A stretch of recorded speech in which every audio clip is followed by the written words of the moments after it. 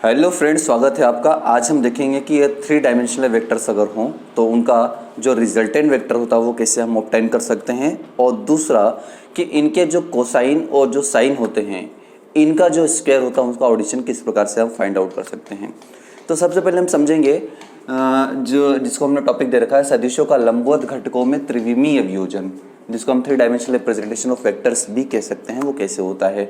ये आपने इक्वेशन अक्सर पढ़ी होगी थ्री डायमेंशनल वेक्टर्स के बारे में, पर ये ऑब्टेन कैसे होती है, क्योंकि टू डायमेंशनल वेक्टर्स में हमें पाइथागोरस थ्योरम लगा के कर सकते हैं, लेकिन इसके अंदर हम कैसे ऑब्टेन करते हैं ये समझने वाली बात है। तो आइए देखते हैं। सबसे पहले हम देखते हैं कि यहाँ पे थ्री वेक्टर्स हैं।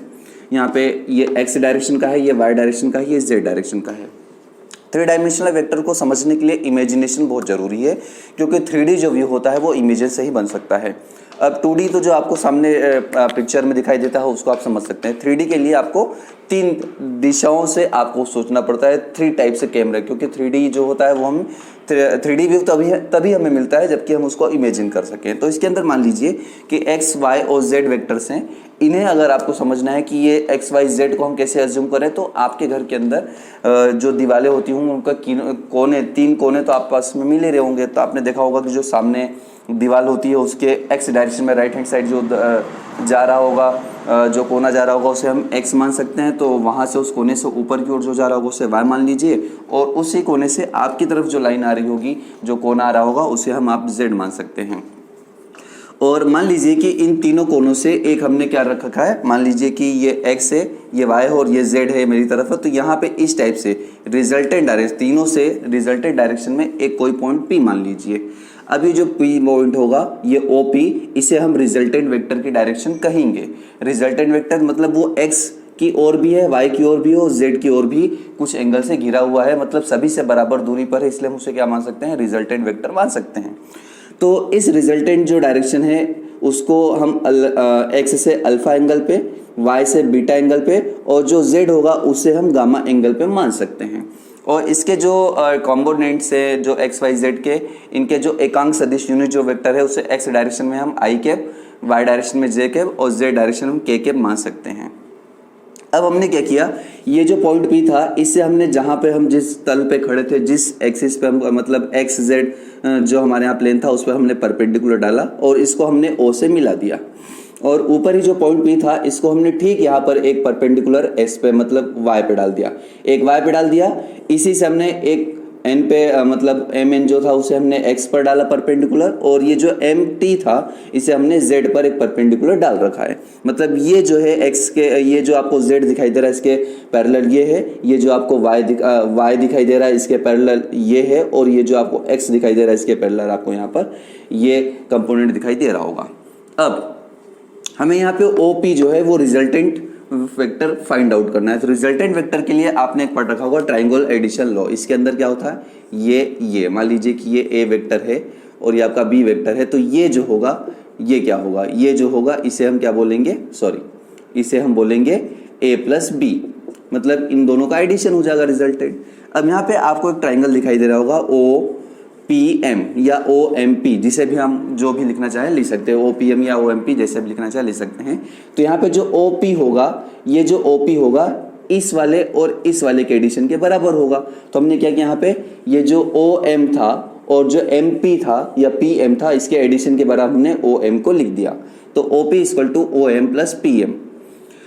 लेकिन अब यहाँ पे ये तो हमने लिख दिया, लेकिन ये देख रहे हैं कि जो OM है वो इस ट्रायंगल से भी बना हुआ मान सकते हैं हम। तो इस ट्रायंगल से अगर बना हुआ मान सकते हैं या इससे और इससे बना हुआ मान ले तो भी कुछ अलग नहीं होने वाला है। तो यहाँ पे जो होगा ये जो OM होगा ये ON प्लस NM के एडिशन के बराबर होगा। तो इसे ON प्लस NM के एडिशन के बराबर हमने लिख दिया, प्लस PM ऑलरेडी चल रहा है।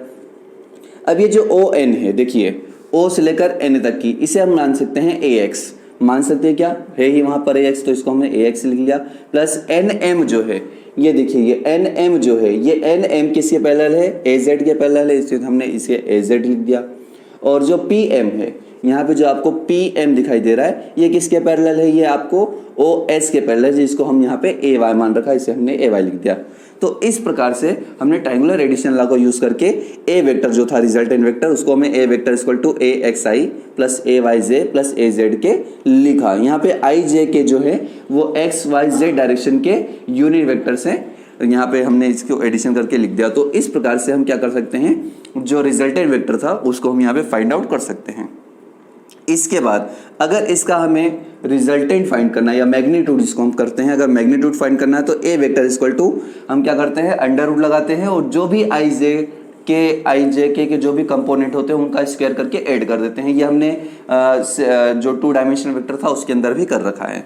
तो हमने क्या किया, आई जे के जो कंपोनेंट्स थे ए जेड ए वाई और ए एक्स, इनका हमने क्या कर दिया, स्क्वायर करके ऐड करके अंडर रूट में लगा दिया। तो इस प्रकार से हमें क्या होगा, यहाँ पे मैग्नीट्यूड जो था वो हमें रिजल्टेंट मिल गया। अब हमें क्या करना है, हमें इसका जो अल्फा बीटा गामा है इसका क्या यूज है ये हम देख लेते हैं। यहाँ पर अगर हमें इसके कंपोनेंट को कोसाइन और साइन के फॉर्म में फाइंड करना है तो वो कैसे करते हैं। सबसे पहले हम बात करते हैं, यहाँ पे जो आपको दिखाई दे रहा है ये अल्फा एंगल। अल्फा एंगल के लिए ये जो इसका एक्स डायरेक्शन होगा उसका बेस होगा, और यहाँ पे जो रिजल्टेंट ओपी है ये क्या होगा, इसका हाइपोटेनस होगा। तो आपने पढ़ रखा होगा लाल कक्का वाला, लाल के ए मतलब साइन कोस टेन वाला, या इनको पी बी पी और एच बी हम बोलते हैं, ये भी हमने देखा होगा।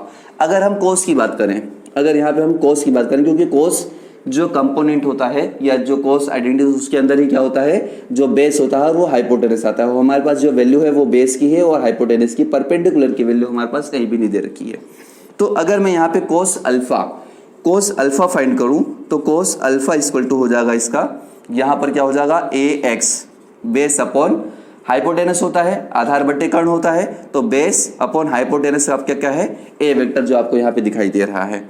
तो इस प्रकार से ये हमारे पास आ जाएगा। तो यहाँ से अगर मैं ए एक्स की वैल्यू फाइंड आउट करूं तो ए एक्स की वैल्यू हो जाएगा ए कोस अल्फा। इसी प्रकार अगर वाई डायरेक्शन की बात करूं जिसके अंदर जो एंगल है बीटा है, तो ये ए एक्स की जगह ए वाई हो जाएगा और ये ए वेक्टर ही रहेगा। तो यहाँ पे हो जाएगा आपका A Y equal to A cos beta हो जाएगा।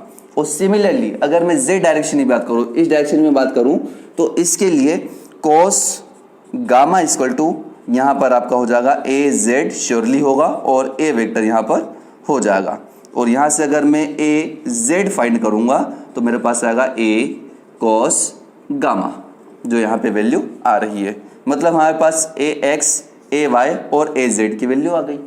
ए एक्स ए वाई और ए जेड की वैल्यू अगर हम इस इक्वेशन के अंदर पुट कर दें जो आपको यहाँ पे दिखाई दे रहा है, तो देखिए ये आपका अंडर रूट है, इधर आएगा तो स्क्वायर हो जाएगा। तो हमने क्या कर दिया, यहाँ पर ए वेक्टर का स्क्वायर कर दिया और ए एक्स स्क्वायर ए वाई स्क्वायर और ए जेड स्क्वायर की वैल्यू रखी। तो ए एक्स स्क्वायर की वैल्यू होगी ए स्क्वायर कोस स्क्वायर अल्फा। तो ये हो गया आपका ए स्क्वायर कोस स्क्वायर अल्फा।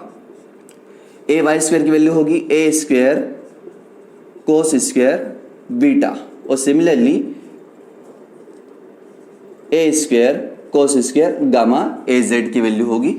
और यहां से अगर मैं ए square equal to A square अगर कॉमन ले लूं तो हो जाएगा यहाँ पे कोस square alpha plus cos square beta plus cos square gamma, हमारे पास वैल्यू आ जाएगी। ए से ए अगर कैंसिल कर दूं तो हमारे पास जो बचेगा वो बचेगा cos square alpha plus cos square beta plus cos square gamma equal to 1, जो कि आपको दिखाई दे रहा है। इसके कहने का मतलब ये हुआ कि जो त्रिविमीय वियोजन या तो त्रिविमीय वियोजन होता है, 3 डायमेंशनल रिप्रेजेंटेशन या डिसोसिएशन होता है, उसके अंदर कोसाइंस का जो स्क्वायर का एडिशन होता है, अल्फा बीटा गामा के कोसाइंस के स्क्वायर का जो एडिशन होता है वो 1 होता है। अब अगर मैं साइन फाइंड आउट करना चाहूँ तो ये भी काफ़ी सिंपल होगा। कोस स्क्वायर अल्फा को मैं लिख सकता हूँ 1 माइनस साइन स्क्वायर अल्फा, ये हो गया 1 minus sine square alpha. Similarly इसको मैं लिख सकता हूँ 1 माइनस साइन स्क्वायर बीटा, और इसको लिख सकता हूँ 1 minus sine square gamma equal to 1। ये 1 ये 1 और ये 1, ये दोनों ये तीनों मिला के 3 हो जाएंगे। माइनस कॉमन ले लेंगे तो ये हो जाएगा अंदर sine square alpha plus sine square beta plus sine square gamma equal to 1। अगर मैं इस माइनस को जो मैंने कॉमन ले रखा है उस तरफ भेजूँ तो प्लस हो जाएगा, और ये 1 को इस तरफ लाऊंगा तो माइनस हो जाएगा। तो कहने का मतलब हो जाएगा जो sign square alpha plus sine square beta plus sine square gamma जो होगा वो 3 - 1 क्या हो जाएगा, 2 हो जाएगा। ये बहुत ही इंपॉर्टेंट है। देखिए यहाँ पे आपको दिखाई दे रहा है जो कोसाइंस का स्क्वायर था वो उनका एडिशन 1 था, जबकि साइन स्क्वायर का जो एडिशन था वो कितना हो गया आपका यहाँ पे 2 हो गया। तो इस प्रकार से ये जो वैल्यू थी और ये जो वैल्यू थी और इनकी ये जो वैल्यू थी ये हम कैसे फाइंड आउट कर सकते हैं, ये हमने इस वीडियो के अंदर देखा। बहुत ही इंपॉर्टेंट वीडियो है। इससे रिलेटेड और भी वीडियो हमने चैनल में बना रखे, आप वहाँ पे जाके उसको देख लीजिए। 1-2 वीडियो जो होंगे उनका जो डिस्क्रिप्शन होगा मैं आपको लिंक में दे दूंगा, लिंक जो है डिस्क्रिप्शन बॉक्स में दे दूंगा मैं, और आप वहाँ से आसानी से देख सकते हैं। ये वीडियो अगर आपको अच्छा लगा हो तो इस वीडियो को लाइक कर दीजिए, शेयर जरूर कीजिए अपने दोस्तों के साथ और सब्सक्राइब जरूर कीजिए चैनल को। अगले वीडियो तक के लिए जय हिंद।